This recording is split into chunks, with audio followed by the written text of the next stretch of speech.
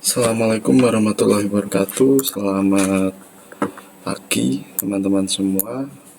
Pada pagi hari ini saya akan menyampaikan materi kedua terkait dengan statistik inferensial dan jenis uji. Jadi dalam pertemuan kedua kali ini melanjutkan yang lalu, kita masih secara istilahnya teoritis. Sebelum nanti di pertemuan ketiga kita akan mulai praktik menggunakan software SPSS yang tentunya akan diinstal dalam minggu ini dan minggu depan dapat kita gunakan. Oke, pada hari ini semoga teman-teman semua para mahasiswa selalu diberi kesehatan oleh Allah Subhanahu wa taala agar dapat mengikuti kegiatan-kegiatan perkuliahan selama satu semester ini. Langsung saja pada materi kali ini saya akan menyampaikan lanjutan dari materi minggu lalu, yaitu statistika inferensial dan jenis uji. Rulesnya masih sama, jadi seperti materi yang lalu, PJ mata kuliah wajib membawa laptop atau mempersiapkan perlengkapan. Ini kalau memang tatap muka, tapi karena ini kondisi sedang di rumah masing-masing, jadi masing-masing tentunya mempersiapkan apa yang harus disiapkan terkait dengan laptop, software SPSS, koneksi internet, dan tentunya koneksi untuk ke SIP. Jadi nanti diharapkan pertemuan ketiga sudah dapat kita gunakan semua rules ini. Untuk pertemuan kali ini mungkin belum, jadi teman-teman dapat mengikuti saja materi yang saya sampaikan. Langsung saja. Materi awal atau topik awal mengenai deskriptif statistik atau statistik deskriptif. Jadi tujuan utama statistik deskriptif itu, kalau pernah mendengar ya istilah statistik, jadi statistik dibagi menjadi dua, ada statistik deskriptif dan statistik inferensial. Nanti saya jelaskan. Statistik deskriptif sendiri tujuannya yaitu untuk merepresentasikan atau menyajikan informasi secara nyaman, mudah digunakan dan mudah dipahami. Jadi intinya menyampaikan hasil olahan data atau data mentah yang kemudian diolah menggunakan statistik deskriptif agar dapat disampaikan secara mudah, nyaman, dan tentunya dapat dipahami gitu oleh para pembaca. Contoh yang teman-teman mungkin tahu, data-data, contoh data yang sedang update setiap hari, yaitu data mengenai COVID-19 yang tiap harinya meningkat. Anda bisa buka di covid19.go kalau tidak salah, itu websitenya milik Indonesia. Jadi di situ setiap hari update terus berapa yang positif, kemudian berapa yang sembuh. Nah, tampilan di situ berupa diagram, kemudian tabel dan macam-macam sehingga dapat dipahami. Ada diagram pie, chart, dan lain sebagainya. Itu mudah dipahami. Jadi orang awam mengenai data pun istilahnya dapat langsung paham. Nah, itu salah satu contoh statistik deskriptif. Contoh di sini. For example, once the data have been collected. Contoh, ada satu data yang sudah dikumpulkan. Kemudian peneliti ingin istilahnya mengkalkulasikan atau mengetahui atau mengolah frekuensinya, grafiknya, jadi ditampilkan berupa grafik, kemudian ukurannya, ya, central tendency, contohnya mean, median, modus, kemudian dispersi, ya, kecenderungan, skor, mengenai variansi, kemudian standar deviasi, dan lain sebagainya. Nah, ini salah satu contoh istilahnya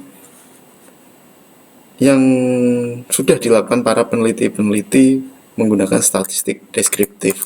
Jadi hasilnya ini tadi perlu diketahui hanya untuk menyajikan informasi secara nyaman dan mudah dipahami.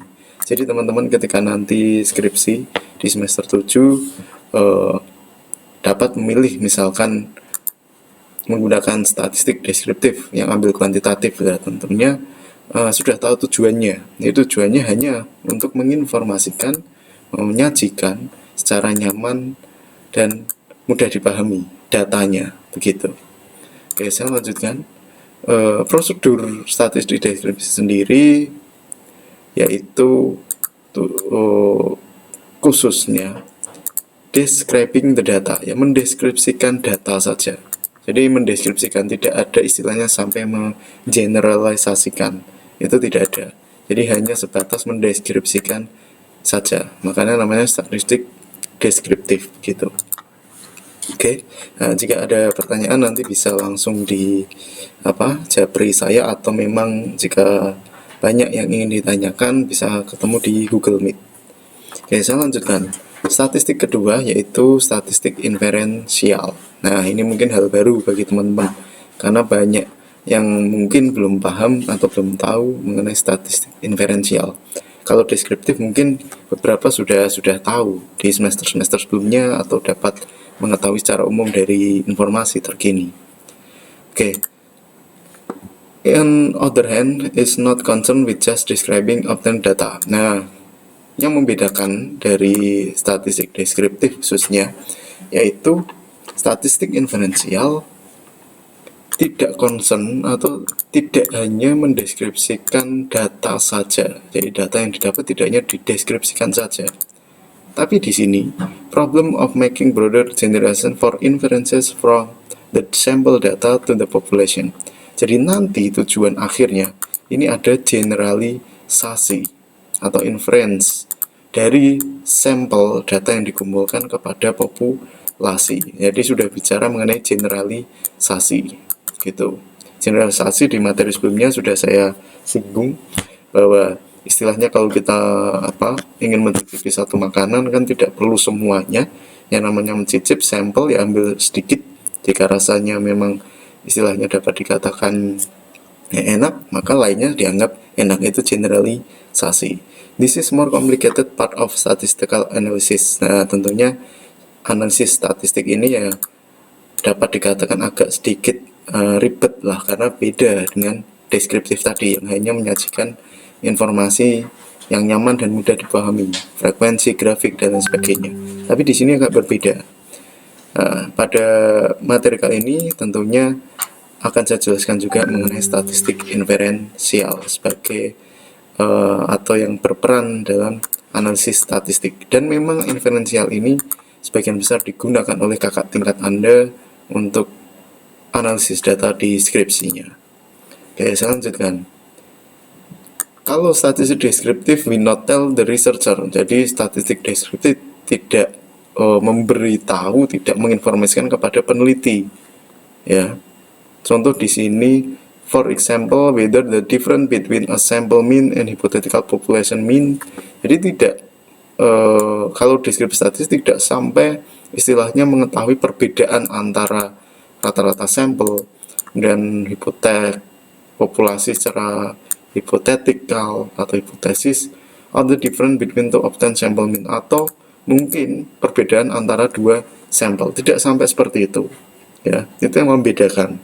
The basic of inferential is to use sample score for hypothesis testing. Nah, tujuan utama dari statistik inferential yaitu menguji hipotesis. Ya, sudah tingkatannya sudah agak berbeda dengan statistik deskriptif. Hipotesis sendiri mungkin teman-teman sudah tahu di mata kuliah terkait metodologi penelitian. Hipotesis yaitu dugaan sementara, ya. Jadi dugaan sementara yang nanti perlu diuji, ya. Adakah pengaruh, adakah perbedaan? Nah, itu dugaan-dugaan. Dugaan itulah yang harusnya nanti diuji menggunakan statistik inferensial. Lanjut. Ada lagi statistik, mohon maaf ini double, ya, saya hapus satu. Nah, hipotesis testing atau pengujian hipotesis secara mendasar adalah strategi dalam ilmu, ya, semua ilmu alam, ilmu sosial pun juga istilahnya menggunakan hipotesis untuk memformulasikan dan menguji hipotesis mengenai populasi atau dalam hal ini pengaruh dari kondisi eksperimen atau variabel yang akan diukur. Ya, itu istilahnya hipotesis. Contoh di sini, ada peneliti yang ingin meneliti mengenai perbedaan gender, ya, mengenai gender, perbedaan gender laki-laki perempuan pada IQ-nya. Jadi adakah perbedaan IQ pada gender laki-laki dan perempuan? Ini contoh. Peneliti kemudian mengajukan hipotesisnya tadi, dia mengatakan ada perbedaan IQ antara laki-laki dan perempuan. Kemudian dia mengujinya pada perempuan tingkat awal atau istilahnya semester awal have a higher IQ score than first grade boys. Jadi dia berpendapat bahwa perempuan di semester awal lebih tinggi IQ-nya dibanding yang laki-laki. Kemudian dia mencontohkan atau mengambil sampel 4 laki-laki dan 4 perempuan. Kemudian hasil menunjukkan bahwa IQ perempuan 110 lebih tinggi daripada IQ laki-laki yang hasilnya 103. Nah, pengujiannya menggunakan apa? Berarti ada uji beda karena ada perbedaan, dan tentunya ini pengukurannya menggunakan misalkan uji tes, ya, tes IQ atau apa. Kemudian diuji beda. Nah, uji beda inilah yang masuk di statistik inferensial. Jadi perbedaan antara IQ laki-laki, perempuan, perbedaan nilai kelas A, kelas B, dan seterusnya. Itu namanya uji beda. Ya, lanjut. Berdasarkan temuan tersebut, peneliti kemudian justifikasi atau menyimpulkan bahwa hipotesis is supported the answer absolutely we don't know. Ketika awal penelitian, peneliti otomatis nggak tahu kalau ditanya lebih tinggi laki-laki atau perempuan, ya dia hanya menduga. Tapi ini istilahnya jawaban sebenarnya tentunya we don't know, kita nggak tahu karena belum diuji, ya. Tapi setelah diuji, tadi hasilnya muncul ternyata 110 untuk perempuan dan 103 laki-laki, berarti lebih tinggi perempuan. Jadi hipotesisnya dalam istilahnya bahasa statistik dapat diterima begitu. Oke, sampai di sini ada yang mungkin belum paham, nanti bisa dirangkum sendiri, dicatat, kemudian dapat ditanyakan ke Japri atau mungkin grup WA kita di kelas, atau mungkin bisa kalau ingin lebih jelas kita ketemu di Google Meet begitu. Saya lanjutkan. In order of research to draw valid conclusion about her hypothesis, she need employ inferential statistics to test reliability of the finding apparent. Jadi peneliti tadi tidak bisa sembarangan untuk menentukan bahwa lebih tinggi laki-laki atau perempuan. Jadi dia harus menguji hipotesisnya, dan tentunya menggunakan statistik inferensial untuk menguji reliable-nya, dapat istilahnya reliability-nya, konsistensinya, ya, dari temuannya antar perbedaan intelijen tadi IQ di gender laki-laki dan perempuan semester awal, ya. A prime function of inference statistics is to provide rigorous atau ketat dan logically sound of procedure for answering this question. Untuk menjawab pertanyaan tadi, lebih tinggi mana IQ-nya itu tidak bisa sembarangan karena ada istilahnya ketentuan-ketentuan yang ketat dan logis untuk dapat menjawab pertanyaan tadi, tentunya secara statistik, ya, ilmiah begitu. Hipotesis diturunkan dari teori yang dipakai peneliti atau disebut riset hipotesis nantinya, ya. The researcher usually believe that his research hypothesis are true. Tentunya di awal peneliti atau Anda besok ketika akan mengajukan hipotesis, pertama-tama pasti percaya karena dugaan Anda mesti benar. Saya menduga IQ perempuan lebih tinggi daripada laki-laki. Pasti itu dugaan awal peneliti seperti itu, ya. Or that they are accurate statement about condition things he is investigating. Kok bisa dia percaya diri? Karena dia ikut dari teori, tapi kita tidak tahu hasilnya nanti setelah diuji di lapangan, ya, uji perbedaan. Oke, lanjut. However, theory only supposition about the true nature of things. Jadi balik lagi, teori tentunya hanya perkiraan saja. Jadi boleh tidak apa-apa kita ikuti teori dulu bahwa dugaan kita benar, ya. Namun tentunya harus diuji. Testing hypothesis means subjecting. Yang menguji hipotesis itu menunjukkan konfirmasi atau diskonfirmasi. Jadi konfirmasi berarti mengkonfirmasi apakah dugaan saya benar, atau diskonfirmasi, ternyata dugaan saya salah. Nah, setelah diuji hipotesisnya melalui apa? Statistik inferensial. Lanjut, ada istilahnya teman-teman nanti ketemu dengan null hipotesis atau hipotesis null. H0 biasanya seperti itu. H0 berarti itu artinya deny. Deny itu menolak atau ditolak. Hipotesis ditolak. Berarti contohnya, saya menduga IQ perempuan lebih tinggi daripada laki-laki. Ternyata hasilnya IQ perempuan lebih rendah daripada laki-laki. Berarti hipotesis saya tadi salah. Namanya H0 ya. H0 ditolak hipotesis saya. Karena saya tadi menduga lebih tinggi perempuan, ternyata jawabannya lebih tinggi laki-laki. Nah, seperti itu. Ini supported, didukung, hipotesisnya didukung atau dibantah, ditolak. Ya, istilahnya null hipotesis, H0. Tulisannya begini, H0, begitu. Oke, lanjut. Kemudian ada nanti prosedur statistik, istilahnya uji seleksi ya, begitu. Uji seleksi yang pertama prosedurnya the nature of hypothesis. Jadi ketika akan menyusun penelitian, mahasiswa akan dihadapkan pada prosedur yang pertama, itu apa dugaan awalnya jika ingin menggunakan statistik inferensial. Kemudian tingkat pengukuran dari variabel yang diujinya bagaimana. Ya, seperti itu. Kemudian uji perbedaan versus test of relationship. Jadi nanti teman-teman dihadapkan pada nanti di pertemuan ke-5 atau ke-6 kalau tidak salah. Nanti kita akan coba uji beda dan uji hubungan. Ya, uji beda tadi, apakah ada perbedaan antara kelompok satu dan kelompok lain? Adakah perbedaan antara kecenderungan istilahnya perilaku siswa di kelas A dan kelas B? Nah, itu perbedaan. Kemudian kalau hubungan, apakah ada hubungan antara istilahnya disiplinan siswa terhadap prestasi belajarnya, misalkan seperti itu. Nah, itu contohnya test of relationship and test of difference. Ya, uji beda dan uji hubungan.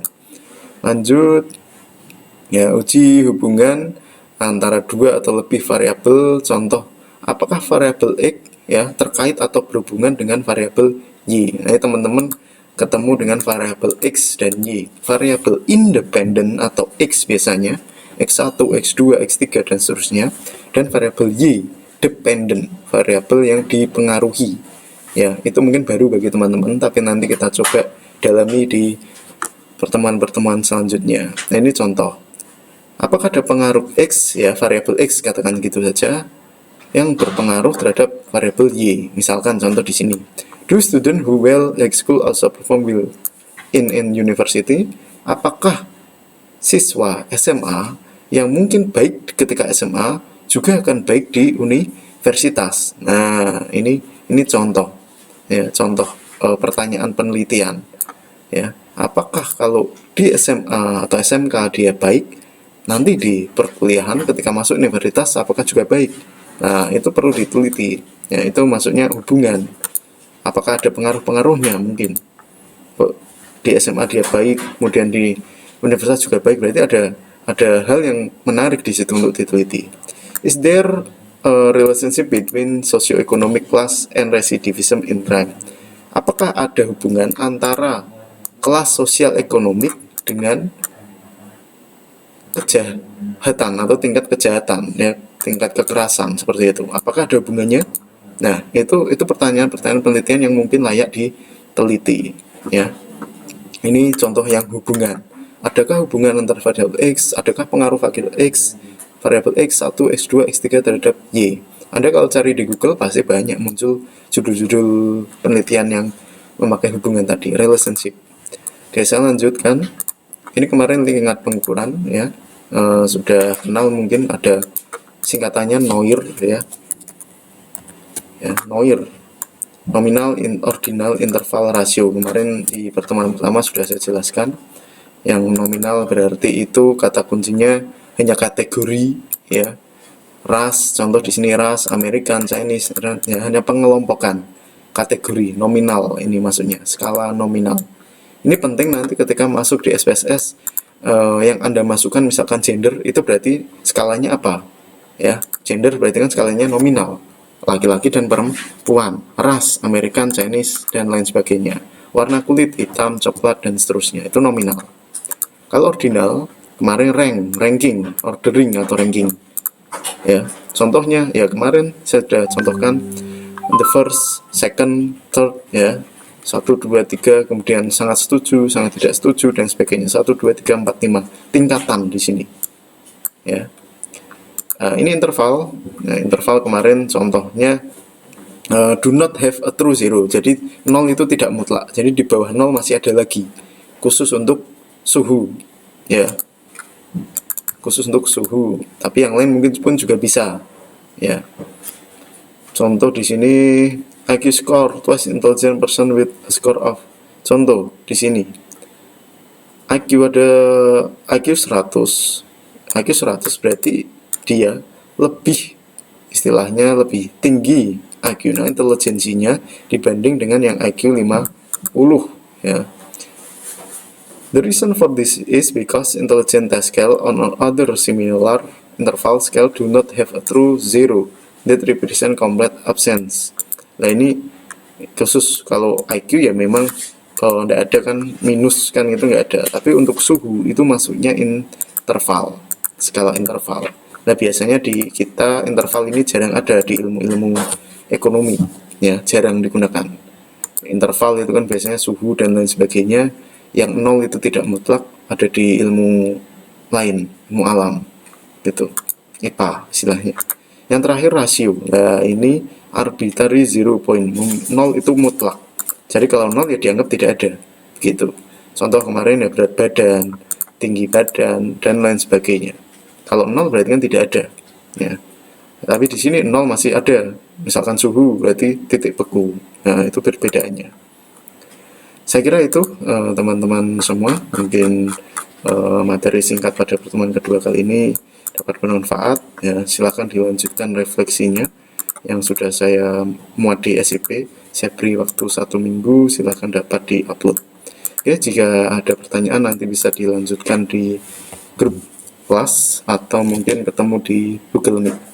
Oke, saya kira itu, dan saya pesan teman-teman untuk dapat segera install SPSS-nya. Nanti saya beri panduannya kalau bisa dalam minggu ini. Oke, saya kira itu untuk pertemuan atau istilahnya materi singkat pada pagi hari ini. Mohon maaf kurang lebihnya, saya akhiri. Wassalamualaikum warahmatullahi wabarakatuh.